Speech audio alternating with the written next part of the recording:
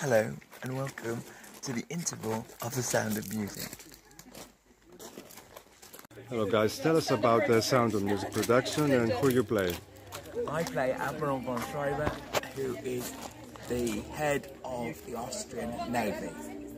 And I play Rolf, who starts off as a telegram boy and at some point between Act 1 and 2 becomes a radicalised Nazi. Have you worked for Bonzo production before? Once before I did a production back in 2019.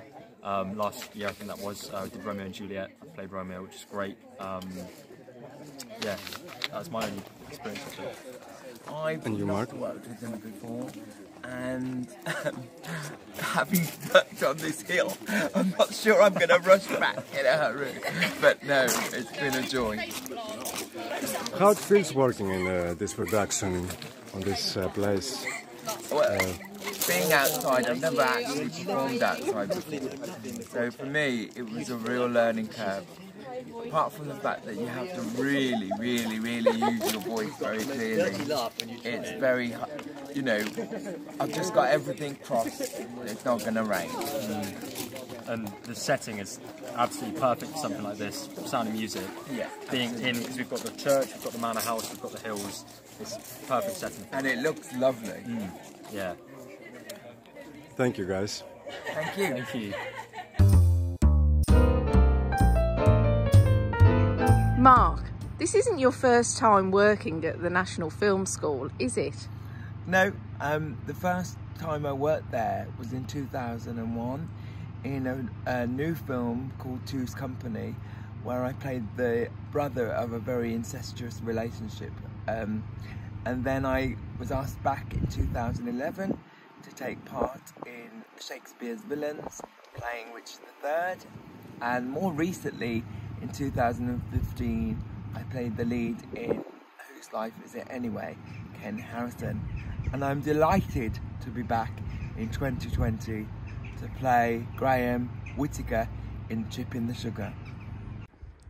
Was it difficult getting into character?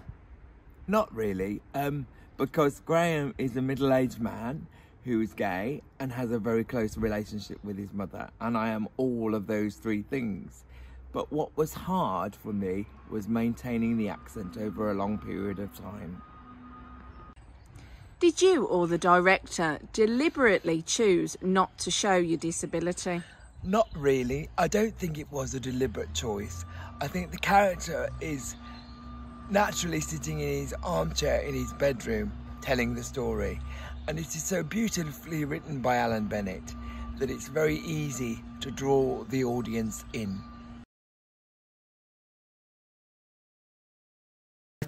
Probably it's the worst kind of character I've ever played in my whole life.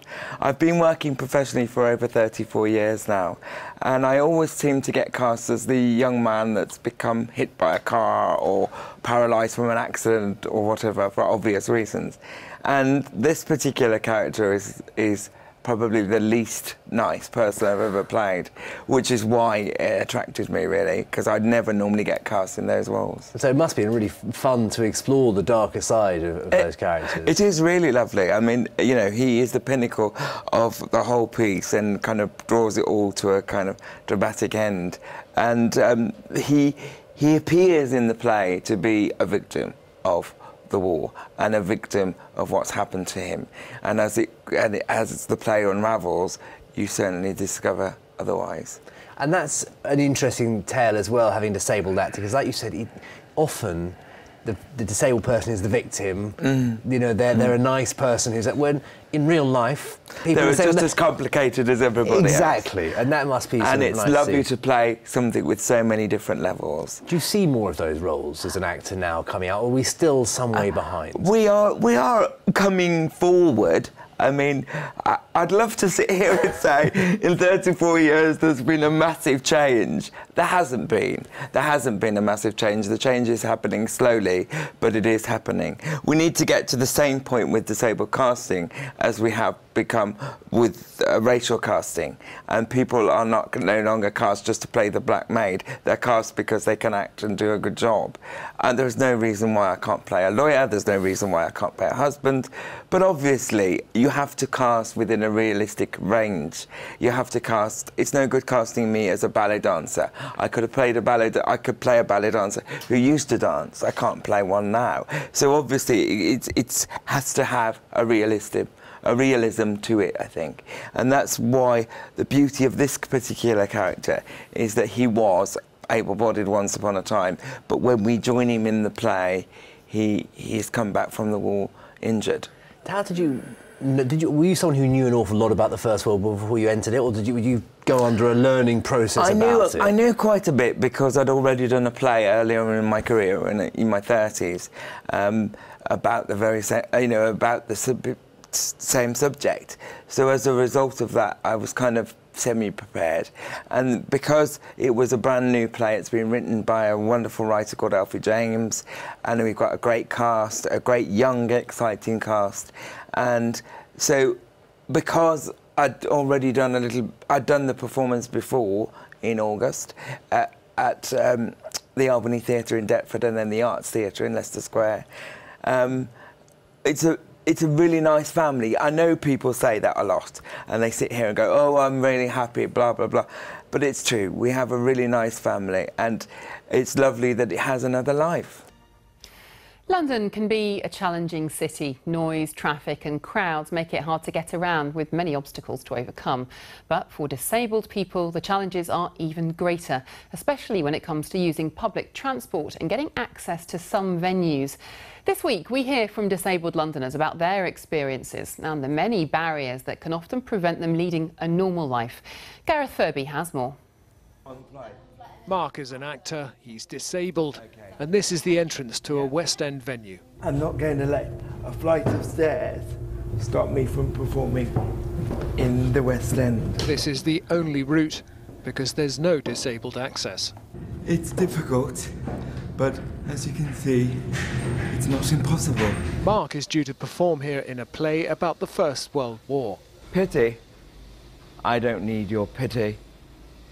I am a general. He was born with cerebral palsy and has been a professional actor for more than 30 years. But he says it's hard to work in most London theatres because so many are so old with little disabled access, especially backstage. How much of this can you actually get access to? Just this level, I think. It wouldn't be possible to work in this space. But this theatre is not alone. It's in many, many London theatres. Mark says the theatres are improving, but they'd both like a little more to be done. Gareth Furby, BBC London News.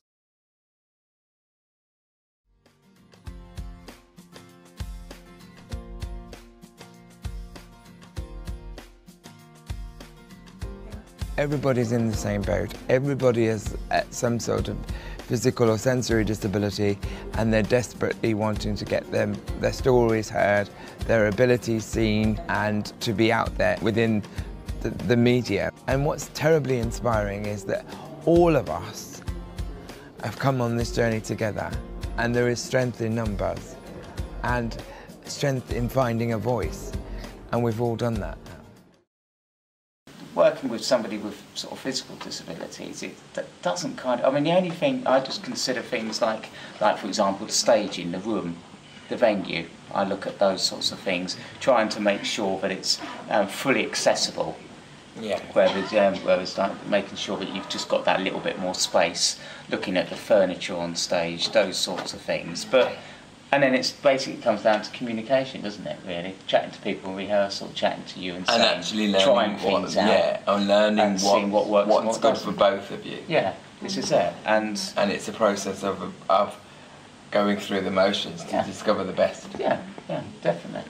It's like what entrances to use and whether to put a piece of furniture there and Yeah, but I mean, we moved today into a completely different space. Yeah, we did, and we sorted it. And we did it. We did it, yeah. And it's just teamwork, it really is. Yeah. And I believe in that an awful lot. Yeah. I mean, I believe that anybody can play, any actor can play any character. And whether they're disabled or not, that doesn't really come into it, I don't think. Whether they're good enough. It's just whether they're good enough, they're inspired by the character. Yes. And I mean, we all have some characters that we look at and think, God, never. No, I don't want to play that one. But other characters that you inspired, and I think that's the most important thing. Yeah. So whether it comes down to the changes, it's just really kind of thing. Again, physical changes like the staging. Whereas the script goes, it doesn't. I mean, if anything, actually having Mark playing the Doctor brought a fresh light to it.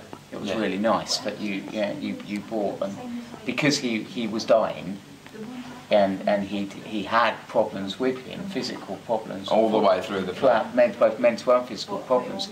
Having a disabled actor, I'm sure you brought a different light to it, physically and mentally, which was really nice. It was fresh, definitely. Without having to try and act it. Yeah. We didn't make a big thing of it, but the audience would have got that. Yeah. Because all the dialogue's already there, isn't it? Yeah. And it was really nice. It was nice to have Mark playing the role, definitely. Yeah. It's a start. You can pay me later. I'll put the cheque in the post. What were the challenges in taking on this role? Well, there were quite a few, really. Firstly, because of my own disability, which, as you know, is cerebral palsy, my body naturally goes into spasm. And somebody who has been paralysed from the neck down, as Ken was, doesn't move hardly at all. So the challenge was really learning how to be as still as I possibly could, which was tricky at times. You've played a number of characters recently who have taken their own lives. How do you feel about this as a disabled person?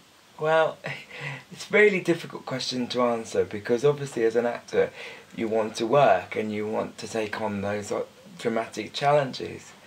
But it's fair to say that the last few roles I've played have very much been about that subject. In 2013 I was in a stage production playing a young girl with anorexia who wanted to top herself. In 2012 I played a young rugby star in an episode of the BBC soap opera Doctors, who also wanted to top himself, and here we are in 2016 and I've just completed another role, Ken, who wanted to top himself. So the question is really, as an individual, I definitely am against it. I very much enjoy life. I love many aspects of my life. I'm not going to sit here and say it's easy. I'm not going to say there aren't challenges. There are very difficult times sometimes. But I don't intend to go anywhere for a very long time yet. How do you feel the media portrays disabled characters? I think that the media definitely has disabled characters in two categories. The first being a superhero that's run at the Paralympics, and the second being a tragic victim, which I tend to be cast as a lot, really, which I think is really funny, considering I'm so happy. No, I think that the writers and writing needs to develop, and directors and casting directors need to open their eyes so that disabled characters aren't driven by their illnesses. They're driven by their emotional state of mind. They're driven by like any normal character in any situation. How have attitudes changed over the years towards disabled roles? I think attitudes haven't really changed that much. What's changed is that there are more disabled actors on screen now than there was when I was working nearly over 30 years ago. Partly because there are more people to choose from, partly because there's more choice, which is a good thing. There are more disabled actors out there. But as far as the roles are concerned, I don't think they're changed that much. When I was in my 20s, I played a young boy in a BBC drama series who'd become paralysed from a mugging and had to deal with all the angst and anger that went with that character, which was a wonderful role at that time and that age of my life. But going forward, really, I'm still playing quite similar roles on screen, luckily, and I'm very glad to say, in the theatre and on stage, the roles have been far more varied. But because screen and film and television are very much about what you look like and very much focused on your physical attributes, those roles are something that I've embraced a long time ago to play, because one, it keeps me busy, and two, it keeps me working. Mark, how did you find the rehearsal process? Well, to begin with, I found it quite challenging, really. I was playing somebody completely against type. I was playing a young woman. I was playing somebody who was in their early 20s. I was playing somebody who wasn't physically disabled. So it was actually an awful lot to take on board, and quite difficult. What was it like playing a real person? Most importantly for me, playing somebody who really does exist, especially knowing that she was actually going to see one of the performances today, was that I kind of found as much of the truth of her as I possibly could. That to me was the most important thing, to tell her story as truthfully and as honestly as I possibly could. And how did you feel working in an integrated company? I've worked in many integrated companies over the years, but I was really happy in this one, particularly because I was being cast purely as an actor and not as the token disabled person. Because the men in the company were playing women and the women in the company were playing men, you were able to be completely free with your ability to tell the story, and therefore I think the audience were able to think about the words rather than the physicality. So the words sort of shone out, really. And finally, Mark, how did the audience react to the performance? I think overall they really got it and they enjoyed it. And what was lovely for me particularly was to meet Ellie, who my character was based on. She came to one of the afternoon performances, which was lovely to meet her. She got quite emotional, quite teary, and later on that day she emailed the company to say that this was possibly one of the most important and wonderful days of her life. Arthur's journey really represents many people's journey, in the sense that, you know, he really is the unspoken voice of someone trying to find their voice. And we decided quite early on in rehearsals to make him quite shy and quite timid, and deliberately so.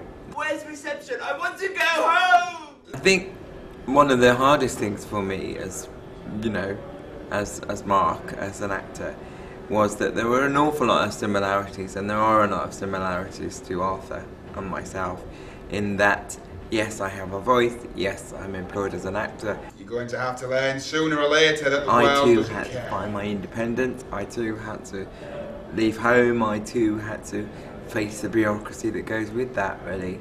So an awful lot of especially the big monologues about his early life and about him finding his independence at the end came from my own life experience, really. It makes people laugh, it makes people cry, it makes people think, it challenges their perception, and really it does what it says on the tin. It does all the things we wanted it to do. I mean, this is really stretching a lot of boundaries in many, many areas, really. To do with sexuality, to do with disability, to do with acceptance, really, of all sorts of things, and many, many issues. I was accepted at a number of top drama schools at the age of 16 because of my ability to act, but because of my disability and the inaccessibility of the building, I wasn't able to go. There has to be a time where, you know, the lawyer, the secretary, the husband, the housewife could just happen to have a physical or invisible disability. What sorts of things have you appeared in? I've presented a children's programme called Playdays, which is for the BBC. I did a drama series a couple of years ago called Specials, which is about the voluntary police force, in which I played the son of one of the lead characters in that for a year. And I played an able-bodied boy who had become paralysed because of a mugging, and you know, I'm not paralysed. Now, this is a bit of a theme because you're normally in a wheelchair, although you're sitting here on the sofa. Right. That's right. And you've been in one all your life. You were born with cerebral palsy. That's right. And yet the parts you get are always a young man raging against having to be put into a chair after he's been able-bodied. Do you resent that? I don't resent it. I get a bit tired of it because I'm not bitter. I hope, you know, I don't come across that way. And I'm very happy with my life. I worry greatly that producers and directors, and particularly writers, only view disabled people in that light. And it's a very great pleasure to welcome Mark Beer, Simon Redwood in Specials. Great to see you. Thanks for coming in. Thank you. At what stage in your life, Mark, did you decide to become an actor? I think very early on, really. I did a school play at the age of about 7, and because it was a special school and people were busting, you know, came from all over the place, and it was Christmas time and the snow was really heavy on the ground, so people weren't coming in, so I ended up playing lots of different parts rather than just the one. And then you knew that not only did you want to be an actor, but that you were very adaptable as well, playing different roles. Now, the director of Specials, Chris Hodson, has said publicly that he wanted you for the role of Simon, not because you are disabled, but because you're a good actor. But how much of a challenge is it playing someone with a different disability to your own? It's very hard. I mean, I think the hardest thing about playing the character was the fact that he was very angry and very bitter because he was obviously not born with a disability, and he became disabled because of a mugging in the series. And I went through 3 auditions for the part, and each time Chris kept saying to me, "Mark, are you sure you can be bitter and angry?" Because I came in beaming with a smile, and they weren't totally convinced. How did you become bitter and angry then? How did you find that? Well, it's not. I wouldn't say bitter. I obviously became bitter because of the thought processes and the things that I had to think about. Were just, there are so many unpractical things which I have to deal with, in the sense that there are so many buildings inaccessible, there are so many negative attitudes towards someone with a disability that I live with on a day-to-day basis, that very often I just kind of put in the background. I had to bring those forward and think about them, yes, which wasn't very easy, really. But not easy, not pleasant, but no, it got you to that level, I suppose, of anger for Simon. It got the emotion that was necessary. We've got masses of questions here, and the first one is from Jackie. Did you find it hard getting a job because you're a disabled actor? It was initially, yes. I think because there's a lot of fear to do with disability. It's the fear of the unknown. And until people know somebody with a disability or have worked with somebody with a disability, those barriers don't break down. But unless unless I have worked, like the series and like presenting or whatever I do, those barriers aren't going to break down. Do you see the barriers coming down? Very, very slowly, but they are. I'm glad to say, happening now. Edward's got a question. Did you have any problems with any of the scenes in Specials?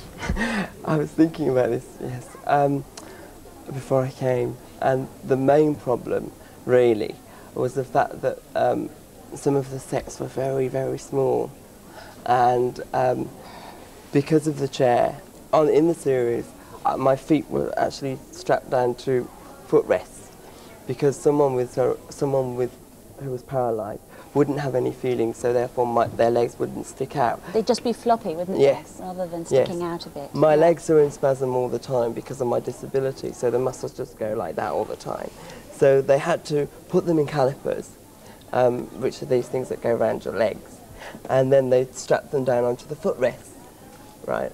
And so the chair was really bulky and really heavy, and I had to sort of lean back and push at the same time to balance it out. And because the door was so narrow, one of the doors was so narrow, I won't say which episode it was, but I just couldn't get through this door. And we had to keep doing it and doing it and doing it. But that was about it, really.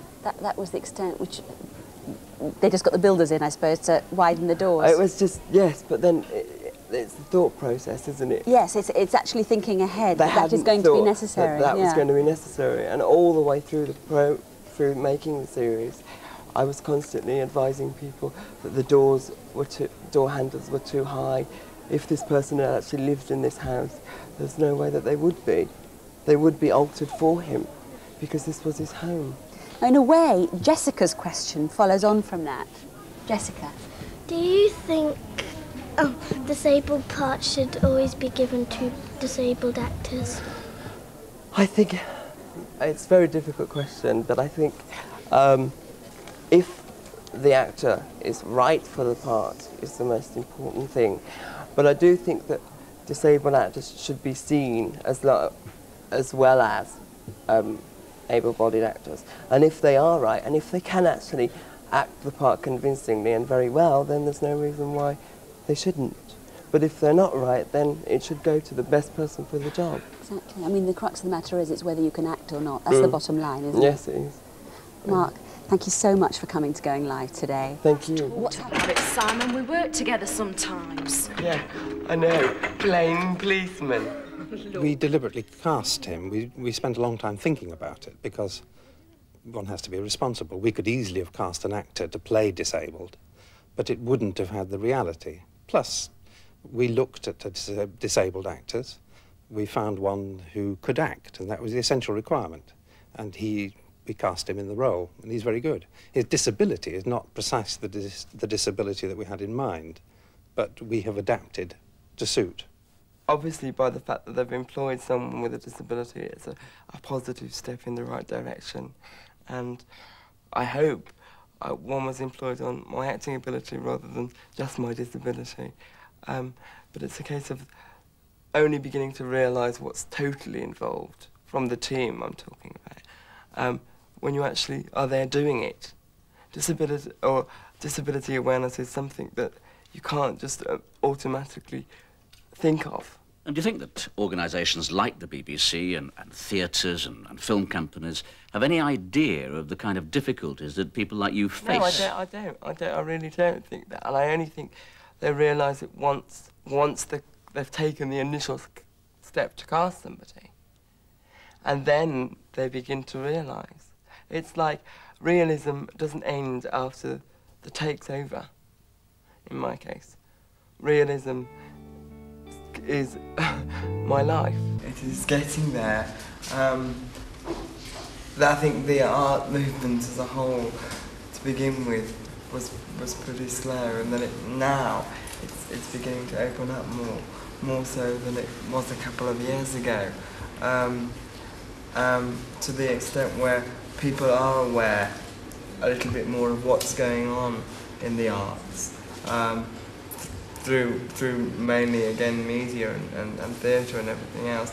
But I think it's important that what people see as disability art, if you like, deals with the right forms of issues, of getting jobs and work in mainstream, competing with the able-bodied society and the conflicts one has to go through to get the jobs on an equal footing, which is what it's all about. And until those barriers are broken down, what you just explained, we won't be taken in the media or the arts or whatever form. We won't be seen as a strong enough voice. No.